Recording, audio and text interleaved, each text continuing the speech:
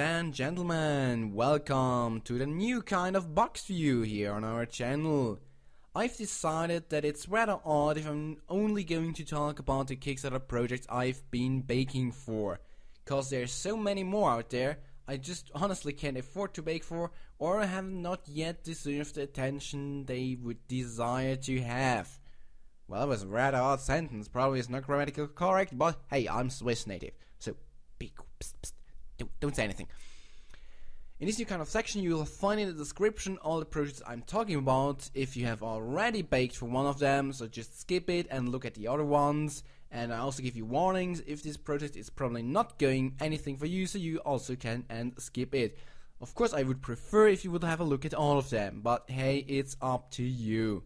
So let us begin. Welcome to the show. Welcome to 10 Box View. The first project I'm going to talk today is an MMO called Chivalry Medieval Warfare. As the title already says, it's going to be an FPS. Well, no, not a first-person shooter, but a first-person slasher. What does that mean?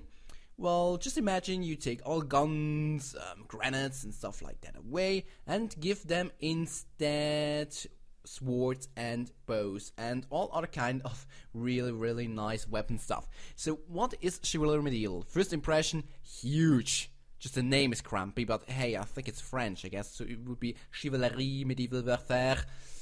So why do I think its project is great? It's, well, already basically finished to 90, well, not to 100%. It's already coming out in fall 2012. The medieval setting is upcoming. I mean, we got Mount and Blade, got great references. There's also another game out there, War of the Roses. I've unfortunately not been playing yet. I'm not sure. Is it already open beta, or is it still closed beta, or is it even alpha? Sorry, I haven't informed me.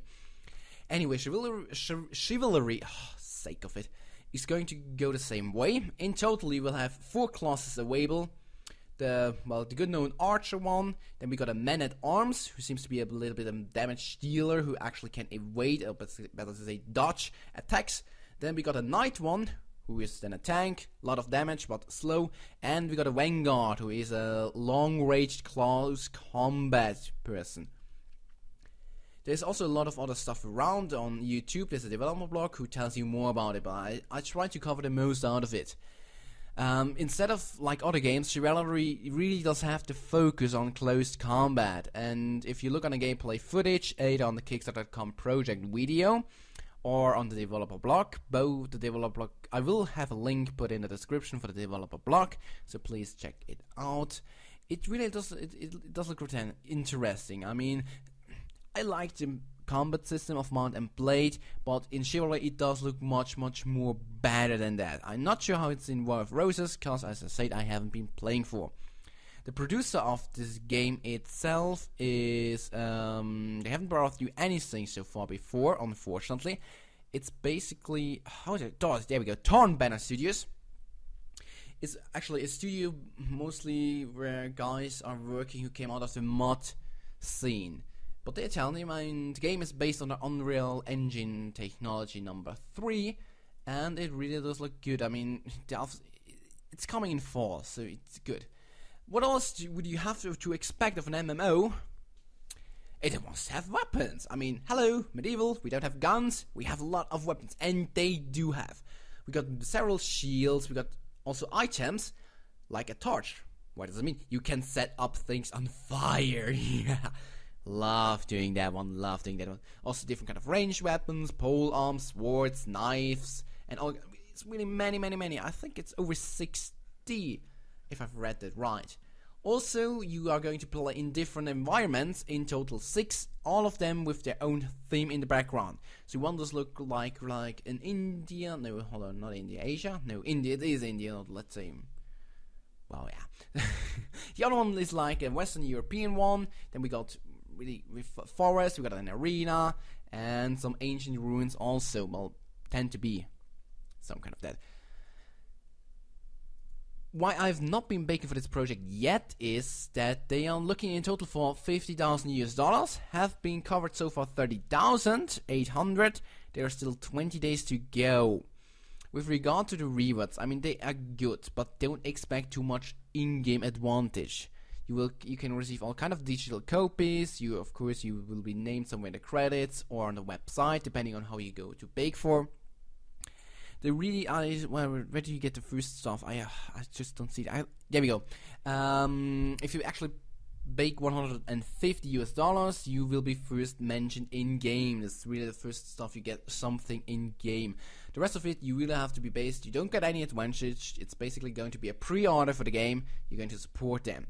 That's something I don't like about Chivalry. I mean, the game is already, well, nearly finished.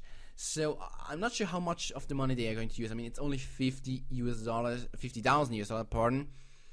And the game is nearly finished. I do have a problem with projects who are just setting it on Kickstarter for the purpose of advertising.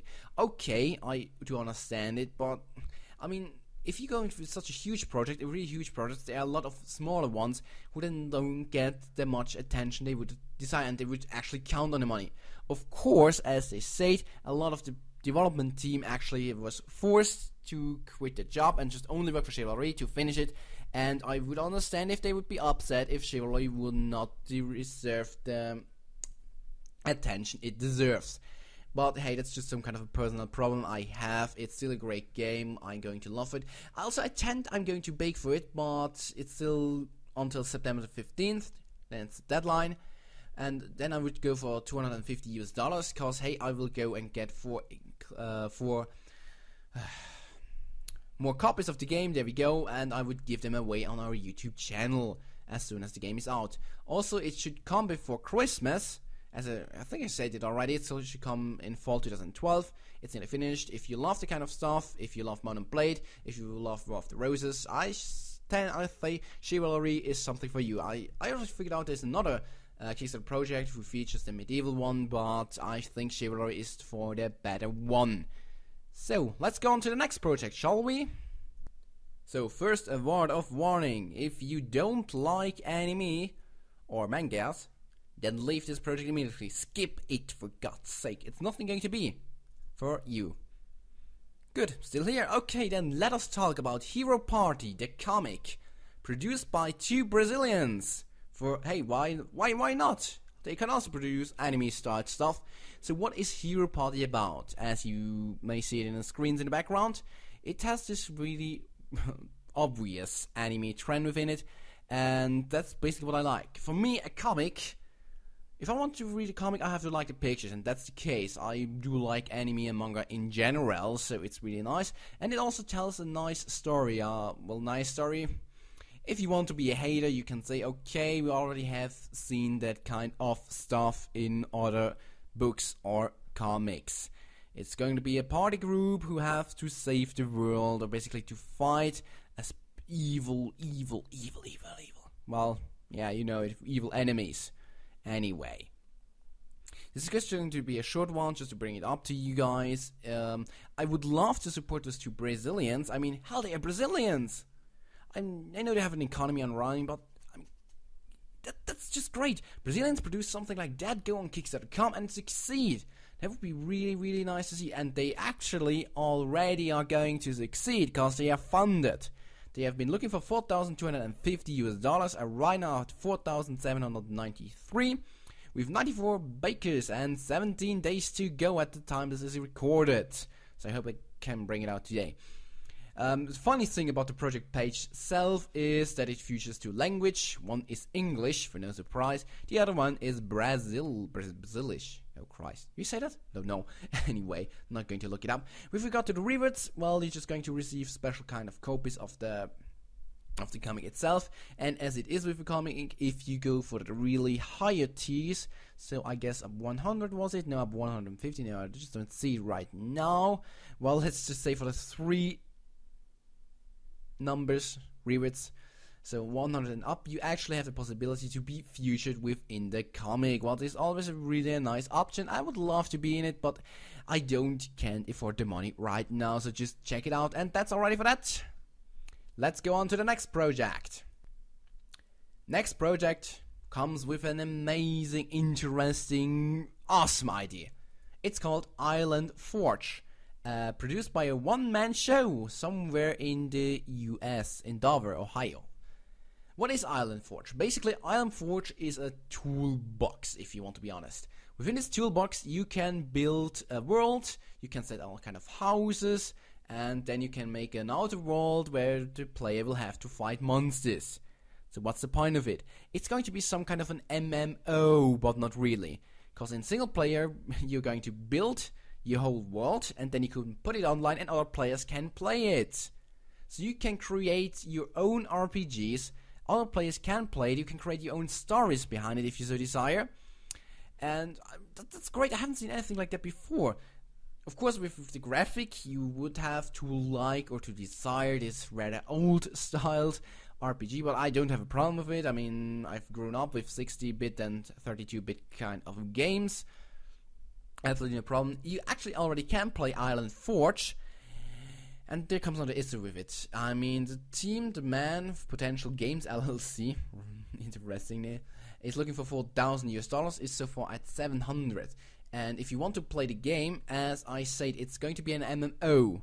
So you're going for this kind of tool, for this toolbox to create the worlds and also to play other players' world, you would have to spend $6 a month.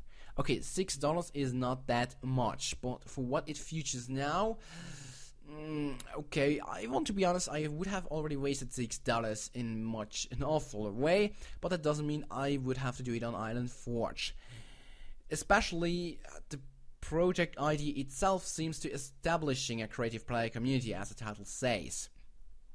So he actually launched this Kickstarter project to get attention on Island Forge, that people subscribe, and not really about producing it. I mean, it's already produced, but with more money he could do more stuff, as it turns out. There's also already merchandise around with mugs and I think mouse mates. What do you say anyway? I see. I hope. What brings us now to the stretch goals. Keep in mind, it's a one-man studio. He's only looking for 4,000. Those 4,000 are basically just for getting attention to the game and also being able to make advertising then for the game itself. But the more he's going to get, the more potential this project gets, obviously. If I want to be honest, I would see it if he could actually go and get $16,000 because then it's going to be free to play, so everybody could play it, and then I'm honestly sure Island Forge is going to succeed. I mean, the idea to create your own RPGs and actually with an easy kind of tool set to build those kind of worlds, that's fantastic, that's great. Go and support him. I actually would love to, but there are just other projects I have to cover first, so this is really just an impression. It has a good it has a good impression. It has good potential. Impression is also good. Go for it.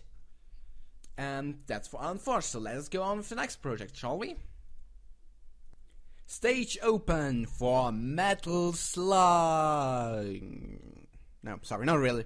The game is called Mercenary Kings, but in my opinion doesn't look exactly like the good old Metal Slug. So there's nothing wrong with that. So what is Mercenary Kings? It's going to be a 2D action side-scroller game where basically you just shut everything down like you know it from the good old Metal Slug if you have played it. The team behind it, if you know Metal Slug, it's actually everything what you need already, because it really does look exactly like that. Just that it also comes with crafting systems, so you can craft weapons and also different kind of missions. You can also play it in single player or in cooperation with another guy. It's good. It just feels a little bit nostalgic. I love playing it in the games all with my friend together. It was. In Metal Slug there was this one mission, perhaps you know it, where there were a lot of zombies, and if you died you actually became also one, and this was really nice and great. I feel great. And in my opinion, Mercenary Kings is exactly going the same way. It's produced by Tribet Games, some Canadian guys. Gals, you're right. Canadian persons, let me put it that way. Person, not an S at the end. Sorry, I'm Swiss, like you know it probably already. In Montreal, I tend to not like Canadians, but that's mostly something to do with my work I have to do in real life. I have to deal with them, and they seem to be like, meanwhile in Canada.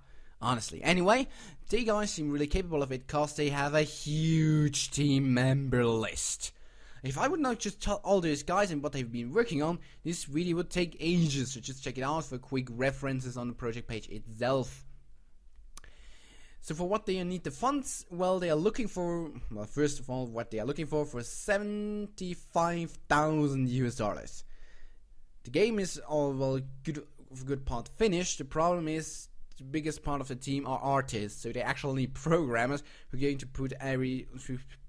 to put all art pieces together and actually make a game out of it.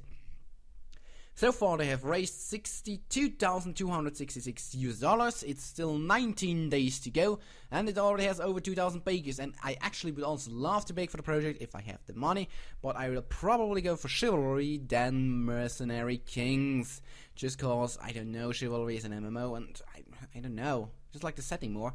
I mean, I've played so much Metal Slug, it will be, of course, nice just to go back again to some kind of type of that game.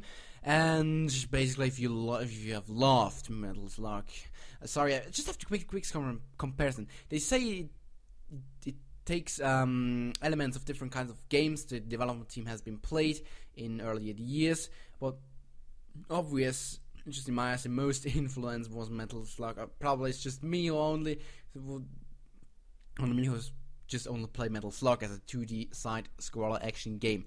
Anyway, that's for that. Not much to tell more. It's really, everything is told. So let's go on to the next project.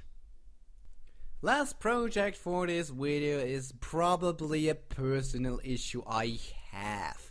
The project is called Wooden Wars. So what do I mean by personal problem? Issue, sorry. I've grown up with PC and stuff like that, and I've been focused probably way too much when I was younger. And if I would had that stuff, I probably would have wasted computer games probably completely. What is Wooden Wars? Basically, you have wooden soldiers, wooden animals, wooden horses, wooden everything out made of wood. And then you play that on the floor with strategic elements in it. You use rubber balls to shut those guys down again. And I mean, come on, this idea is great. Why hadn't I something like that as a child? Come on, my parents obviously have done something wrong. Okay, no, I shouldn't blame them. It comes together with various kind of game modes like capture the flag or capture a fortress. Very different kind of ways to win. There's just two of them. The third one is actually just shut everything down. So how does it work? You have a set of these kind of warriors. They can move so far and they can move a specific way, and also they can shot. And if you shot, then you shot rubber bands, and as you see in the screens, you also can use different kind of blocks to make walls or to make forts. Nostalgic. Actually, he has already produced them by himself in his garage. He has created them and also cut them by himself. The problem he has now, it is already a bit famous around his town, and he has already sold many copies of it. And with the funds he's going to gain of this Kickstarter project, he's going to be able to buy a laser cutter. So he's going to produce them even more and more. The art will still be done at his home, so all kind of characters he's going to create, but he can sell more of them, he can create more of them, and actually start a business with him. What you should know about Thomas Voss, he has been, or still is, a game developer for computer games, stuff like that, game designer, and this is really something kind of stuff he just came up by himself, and I mean, come on! I would love to have something like that as a child. So I really would look forward to if you just give him $10 for that. He already has, the project is already funded. He has been looking for 8,500. Is right now at nearly 12,000. And I mean, it makes me so nostalgic. I would love to have that. I probably would still, well, game it, but well, why not? If I ever get my hands on it and find a player, I'm certainly going to make a video about playing Wooden Wars. That's going to be awful, but that's something I keep in mind for later videos, probably in 2 or 3 months. Anyway, that's for now for done. Our prints, I've presented you all projects I wanted. Next week is coming more. I try to bring them you in a weekly base. A last announcement, and also my first Kickstarter project I've been featuring on our channel, Rain. For Rain, the beta should come out, or let's say a part of the game, next week. So we finally see gameplay footage out of it, and I really can't wait for it.